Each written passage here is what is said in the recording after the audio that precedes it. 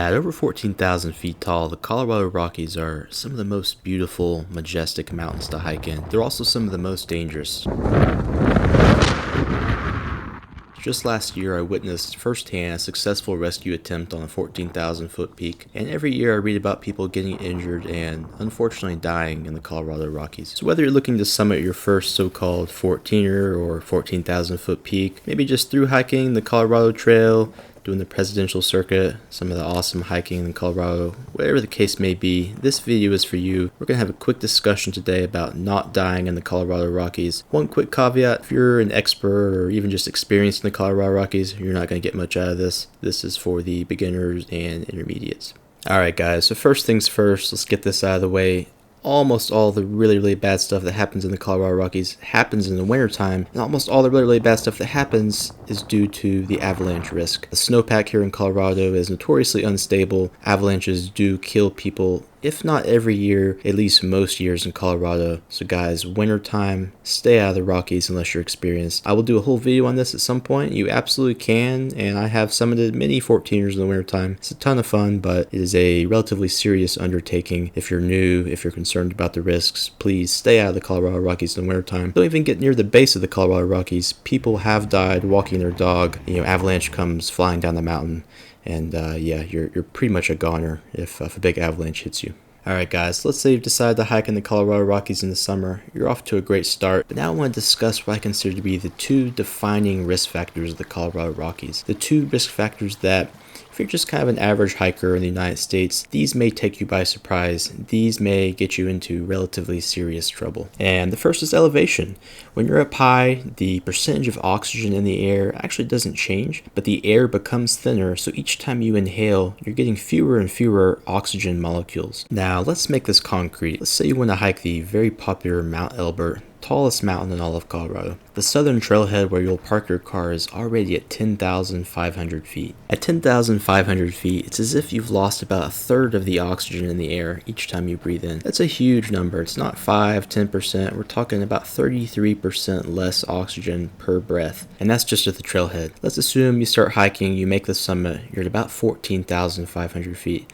Guys, at the summit, you have about half of the oxygen you would normally have. Okay, it's actually 57%, 58%. But it's a huge reduction, and I promise you will feel it, especially if you're coming from close to sea level, which, by the way, that's what these calculations are based on, and especially if you're not in particularly good shape, let's say. It is a huge, significant difference, and you will literally feel out of breath. You will be able to move much slower than you normally would, and critically, I think this is something people don't realize, but your brain will be foggy. You will not be able to think as clearly or as quickly, make as sound decisions as you would have at sea level. And unless you've been hiking in the highest mountains in Alaska, or maybe the Sierra Nevadas in California, it's likely to take you by surprise, as the vast majority of mountains in the United States are at a much lower elevation. In fact, the highest point of those mountains is likely to be lower than the baseline trailhead elevation at Mount Elbert.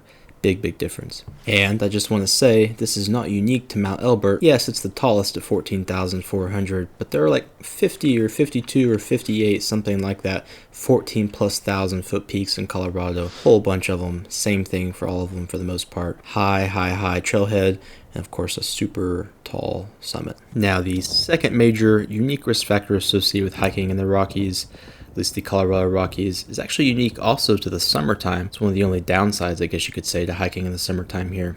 And that's the random, apparently unpredictable from the point of view of the meteorologists, pop-up thunderstorms.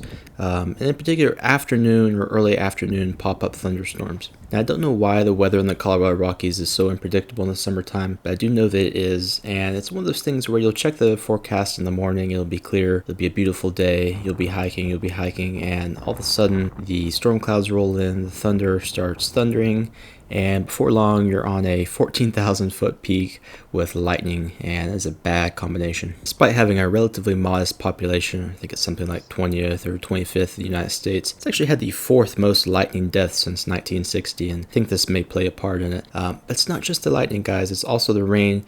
You're up high, you're on slippery rock. In some cases, you're rock climbing a little bit or scrambling. The slick rock is very dangerous. It's also the clouds. It can be very difficult to see when the clouds roll in. I've had situations where I could see no farther than a few feet in front of me. It's pretty cool, but it's less cool if you're not sure where you're going, if the route finding is difficult. And it's definitely not cool in the sense that it's probably going to make you rush.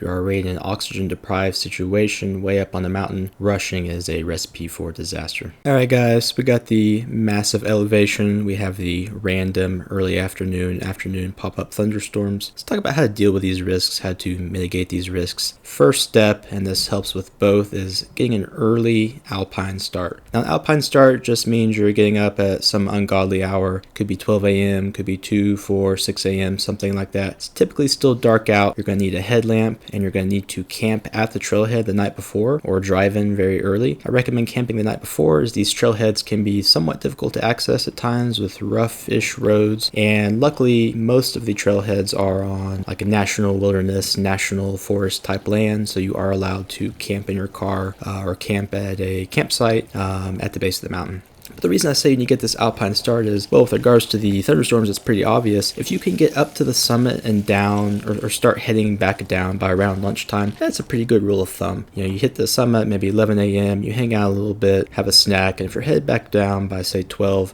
that's a good spot to be. It's going to definitely minimize your chances of running into one of these random storms. As, again, I don't understand the science of the meteorology as to why this is the case, but for whatever reason, those pop-up storms, they tend to come in the early or even late afternoon. And in terms of the elevation, this is maybe a little bit less straightforward, but basically think about it like this, guys. If you're operating with whatever it may be, 66% or 50% of the regular amount of oxygen, you're just going to move slower. And, maybe you're used to hiking at 2 miles per hour or 3 miles per hour, wherever the case may be. Well, obviously these mountains are very steep and treacherous, and that's difficult, but they're much more difficult because of the lack of oxygen, as we've discussed. You just need more time on the mountain. If you get that early Alpine start, you'll have more time. You won't be in a rush. It's going to be a lot safer. You'll be able to take the time you need to make those sound decisions. As I've mentioned, it's harder to think with less oxygen, so you're just going to be giving yourself more time all around. You're going to be avoiding, to some extent, the thunderstorm risk. And so the first major change, the first major step here, staying safe in the Colorado Rockies, getting the Alpine start, getting up early, and getting on the trail. Second major step, you have to know the route really, really well. You need to study the maps, you need to read trip reports if you're into that kind of thing. I prefer just to study the maps, kind of do it on my own, but regardless of how you do it, you got to know the route, and you got to know it really, really well. And the reasoning here is very simple, guys. It's just that the margin for error is going to be much smaller here in the Colorado Rockies relative to most of the other places you'd probably be hiking in the United States. Now, bit of an exception here. If you're doing something like the East Ridge on Mount Quandary, yeah, you can, for the most part, just follow people, follow the trail. But if you're doing something like even on the same mountain, the West Ridge, let's say, you're not going to see anyone most likely. The trails that you do see will be crisscrossing and mixed in with game trails, and it's just going to be a mess. If you don't know where you're going and you're trying to then figure that out with low oxygen, while tired, while trying to be in a rush and beat these thunderstorms, while potentially in the dark, right? Like I said, when you get that Alpine start, you can get into serious trouble very quickly. So either make sure you're sticking to a very, very well-trod path in the summertime where there's other people, or like I said, know your route, guys.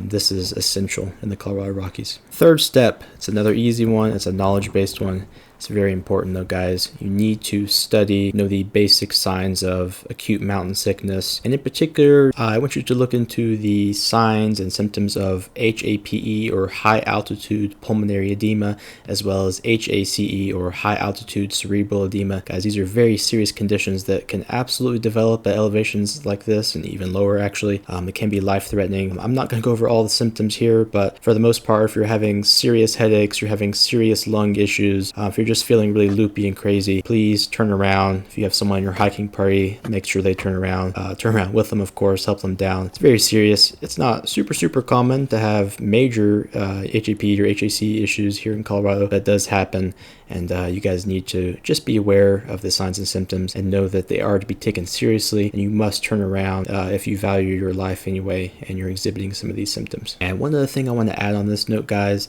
if you are an exceptional athlete, really in shape, I still want you to be concerned because the jury's still kind of out on the research as far as I can tell, but it's thought that physical fitness does not necessarily protect you from these acute mountain sickness type issues. It's also the case that even if you've been up high before and didn't have issues, it can strike randomly. I have a great buddy of mine. He's a serious mountaineer, done some really cool stuff, but he got acute mountain sickness sort of symptoms on Mount Elbert, got worse and worse. He had to turn around, so it can kind of strike randomly, and it can strike in even well-conditioned athletes. So please take this seriously, do your research. Fourth and final step to staying safe up here in the Colorado Rockies, mitigating the risks we talked about. Guys, this is the most important step in my opinion. Unfortunately, it's the least easy to implement, or at least the least easy to implement quickly. It's going to take some time, but guys, you have to be in good, if not great, physical shape to do this stuff, or at least to do this stuff safely. Being in great shape up here is kind of like a cheat code, honestly. Lightning storm rolls in, guys, I'm literally running back down the mountain, and it's because I'm in shape to do that kind of stuff. You know, I've trained for many years. My feet, calves, quads, hamstrings, glutes, they're conditioned to take that kind of beating. Aerobically, I have the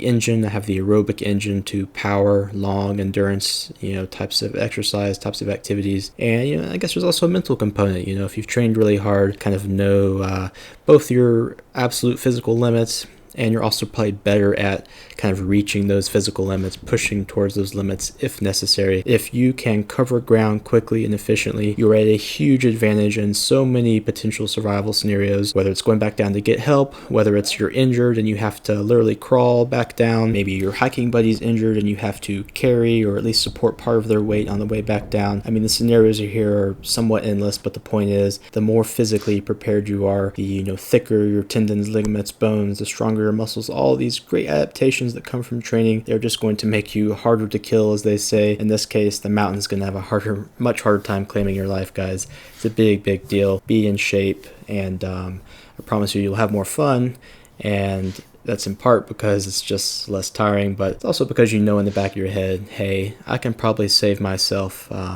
if something goes south here. And it's not just the kind of worst case scenario where you're saving yourself or saving someone else. It's also just the preventing yourself from getting into those positions. Like we talked about, everything's on a clock, everything's on a timer here in the Colorado Rockies. You gotta be fast. If you make it back down the mountain because you're in shape before the thunderstorm hits, then all the better, because then you're not trying to navigate slippery rock, with lightning all around. And it's not even just those kind of extreme situations. I keep giving extreme examples, but it's actually very basic, simple stuff. It's the fact that when you're coming back down the mountain, your legs are less tired, and so instead of slipping and twisting your ankle or kind of giving way because your muscles are just too tired, none of that stuff's going to happen, right? You're going to take nice, controlled, calm steps all the way back down. Why? Because you're in great shape, because your legs aren't tired, and you're focused, and that's another component of it too, right? You have more mental energy. You're not redlining the whole time and having to push yourself super hard. So regardless, whether it's the kind of unlikely, crazy emergency scenario, whether it's just simply walking back down the mountain, taking step after step, every bit of it's safer when you're in good shape, and every bit of it is more enjoyable, I would say. Anyway, guys, I think that about wraps it up. Colorado Rockies are gorgeous. So many great adventures to be had here. I hope you'll come check it out. Like I said, stay out of them in the winter time. It's really going to improve your chances of not dying. Know the risks of the elevation, both the kind of obvious, it's going to make me more tired, and the less obvious, I could develop acute mountain sickness type stuff. Know about the afternoon thunderstorms. Get that early Alpine Start to help deal with these issues. Know your route really well. Have studied the map, studied trip reports, etc., or at least be on a very well-trod path on a kind of a common route. Know the signs and symptoms of some of the more serious acute mountain sickness, right? The HAP, HAC, HAP, and HACE. Know that stuff. And of course, guys, as with all things in the outdoors, be in great shape. Your physical fitness is probably one of the most important components. You'd be surprised what you can kind of get through and survive if you're in really good shape. Thank you for watching my video, guys. If you enjoy this kind of stuff, consider liking and subscribing. Hope to see you in the Colorado Rockies at some point where, with any luck, and especially if we follow these steps, neither of us will die.